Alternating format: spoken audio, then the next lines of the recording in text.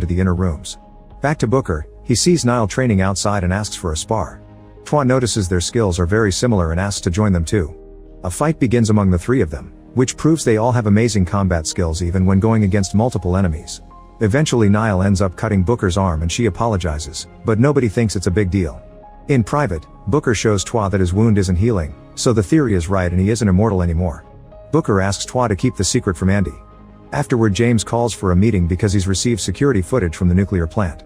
Quinn's team has taken control of the building and installed a bomb in the nuclear core. They all can guess this is a trap, but they have no choice but to go anyway, since a nuclear explosion would be much worse. In private, Joe admits to Nikki that he's scared, so they comfort each other knowing that their love won't ever stop being eternal. In a few hours, the team arrives at the nuclear plant on their bikes. James stays outside and uses a scan of the building to guide the others through their earpieces. As the group searches the plant, they find small bombs installed all over the place. Eventually they're surrounded by the henchmen and since they're near the explosives, nobody wants to use bullets. A hand-to-hand battle begins using all sorts of martial arts, knives, swords, and even axes. The goons aren't good fighters but they move swiftly enough to make the team split. As some henchmen are thrown off the catwalks, a surprise shot causes a small explosion that severely damages Nikki and causes him to fall too, but he recovers quickly. Twa, Nikki, and Joe find a door and decide to keep moving. There's another small explosion waiting for them in the corridor but it only slows them down for a second. They make it to the control room and are surrounded by more of Discord's men, so the combat continues with more kills and violence. They beat up the enemies quickly, only for the doors to close behind them to trap them. Suddenly liquid nitrogen starts filling the room and it immediately freezes the three men. More men come by to carry the bodies away in bags. In the core room, two guys surround Andy and bring her down by tasing her, so Niall tries to reach her by making a dangerous jump. However, the pipe she's holding on to breaks and she falls as debris lands on top of her.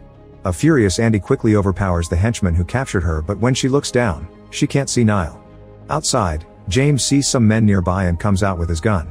He opens fire, but there are too many of them and they capture him pretty fast. Andy is getting worried because nobody answers her calls. A few men catch her by surprise and hold her down on the floor, but at that moment Booker knocks them out with his axe. Suddenly another small explosion happens at the door and blocks their way, so the duo has to take an alternate path.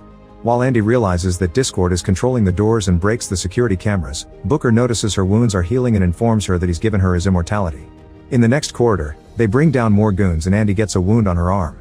She sees it heal and finally believes Booker's story. More men are coming after them, thus Booker runs through the door and lets it close behind him so Andy can continue the mission while he keeps the enemy distracted. A desperate Andy tries to open the door in different ways to no avail. Booker is shot many times but he keeps fighting until the end, killing all the men before he finally falls dead too. Meanwhile, Niall crawls out from the debris and makes her way to the core, where she finds Quinn. She tries to tell her that Discord is manipulating her, but Quinn just attacks her. The women manage to exchange a fair amount of blows before Niall finally slashes Quinn's stomach, taking her immortality. While Quinn stares in shock at her open wound, Discord appears behind Niall and stabs her with a sword to bring her down. Then her men take away her body too. Now that the rest of the team is defeated, the door opens and Andy continues the search. Eventually she finds the main bomb and Quinn sitting next to it with the trigger. They exchange a few words about the philosophy they used to share when they were young and who they really are now, which convinces Quinn not to detonate the bomb. After noticing that Quinn isn't healing, Andy hears a weird noise and runs outside.